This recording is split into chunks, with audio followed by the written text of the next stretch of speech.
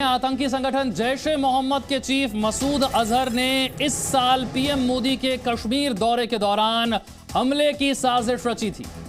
NIA इस मामले में विशेष अदालत में चार्जशीट दायर करने वाली है। आज 24 अप्रैल को प्रधानमंत्री मोदी जिस वक्त जम्मू कश्मीर के दौरे पर थे, इससे 2 दिन पहले यानी कि 22 अप्रैल को सुरक्षा बलों और आतंकियों के बीच सुंजवा में एक एनकाउंटर हुआ था, मुठभेड़ हुई थी। इसमें 2 आतंकी मारे गए थे। ये जैश ए मोहम्मद की एक प्लानिंग थी, एक साजिश थी और निशाने पर थे प्रधानमंत्री मोदी।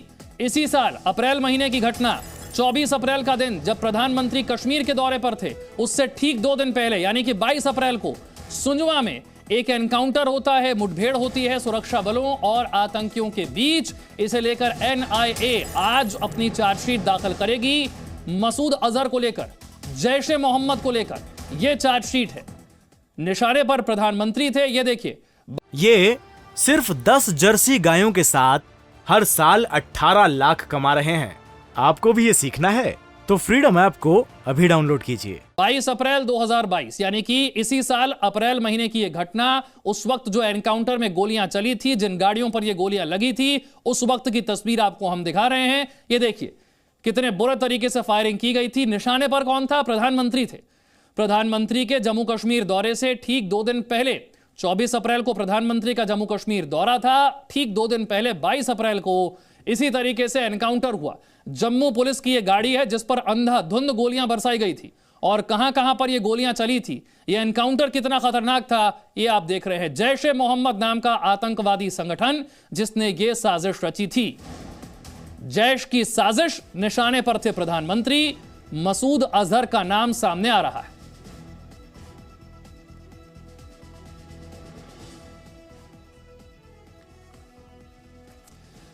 मेरे 2 सहयोगी जितेंद्र और मनीष मेरे साथ जुड़ रहे हैं। पहले तो मनीष, 24 अप्रैल का प्रधानमंत्री का दौरा, ठीक 2 दिन पहले सुंजवा में जबरदस्त एनकाउंटर होता है। अब हैरान कर देने वाली जानकारी सामने आ रही है कि प्रधानमंत्री निशाने पर थे। आज तो चार्जशीट भी दायर होनी है। देखिए विशाल, मैं आपको ये बात क्लियर कर दूं कि प्रधानमंत्री नरेंद्र मोदी की रैली टारगेट पे थी।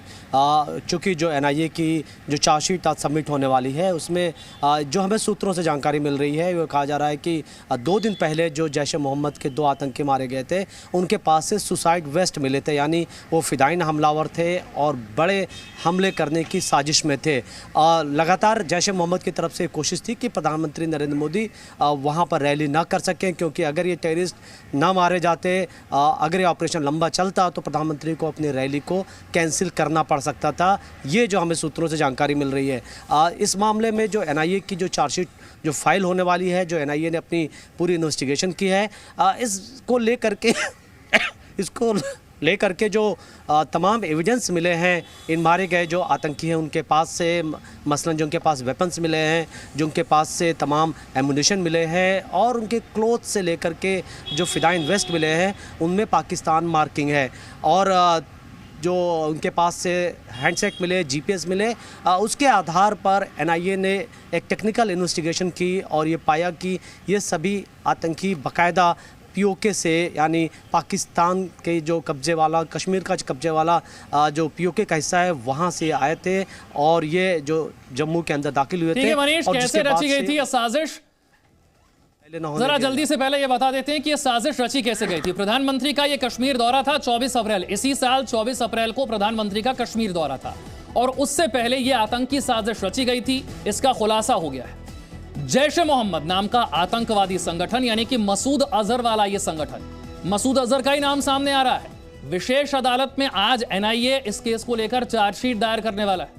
24 अप्रैल को प्रधानमंत्री मोदी का जम्मू कश्मीर दौरा था और उससे 2 दिन पहले एक मुठभेड़, एक एनकाउंटर होता है सुरक्षा बलों और आतंकियों के बीच सुंजवा में, और उसी को लेकर यह जानकारी सामने आई है। जितेंद्र और जानकारी के साथ मेरे सहयोगी जुड़ गए। जितेंद्र, प्रधानमंत्री की रैली थी टारगेट पर और साजिश रची जैश ए मोहम्मद ने, मसूद अजहर ने।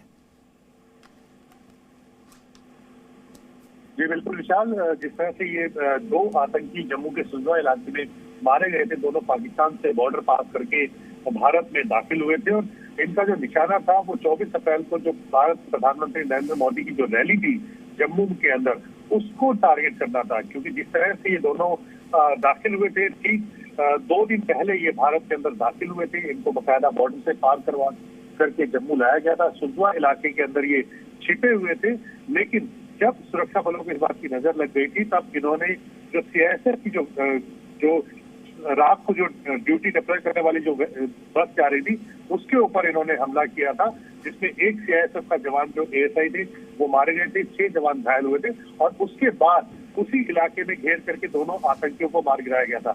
इनके पास से जो हथियार बरामद हुए थे और जो सुसाइड वेस्ट बरामद हुई थी उससे ये पता लगता था कि किस तरह से ये फिदायीन हमला करने की फिराक में थे। इसके बाद जम्मू पुलिस ने 3 आतंकियों को गिरफ्तार किया था, जिस ट्रक के अंदर जो छोटा टेम्पो था जिसके अंदर छिपा करके इन दोनों आतंकियों को जम्मू लाया गया था बॉर्डर इलाके से और छिपने के लिए जगह दी गई थी।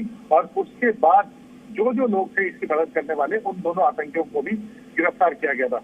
बाद में इस मामले की जांच एनआईए को सौंप दी गई थी और एनआईए ने अपनी जांच में पाया है कि किस तरह से मसूद अजहर जो कि जैश ए मोहम्मद जो आतंकी संगठन है उसका सरगना है, उसने ये पूरी साजिश रची थी और उसी ने आतंकियों को भारत में जम्मू में ये आतंकी हमला करने के लिए भेजा था और निशाना प्रधानमंत्री की रैली थी, ताकि वहां पर इस तरह से माहौल किया जाए कि प्रधानमंत्री अपनी रैली ना कर सके जम्मू के अंदर और वो रैली कैंसिल करनी पड़े और लोगों की वहां पर जान भी ले जा सके।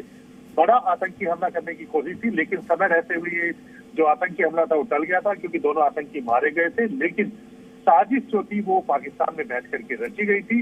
ये जो पूरा खुलासा है ये एनआईए ने अपनी जांच में किया है। अब से कुछ देर के अंदर एनआईए जम्मू की जो स्पेशल कोर्ट है उसके अंदर ये चार्जशीट दाखिल करेगी। एनआईए किस तरीके से जांच को आगे बढ़ाकर इस नतीजे तक पहुंची कि ये सीमा पार से आए थे, साजिश जैश ए मोहम्मद ने रची थी?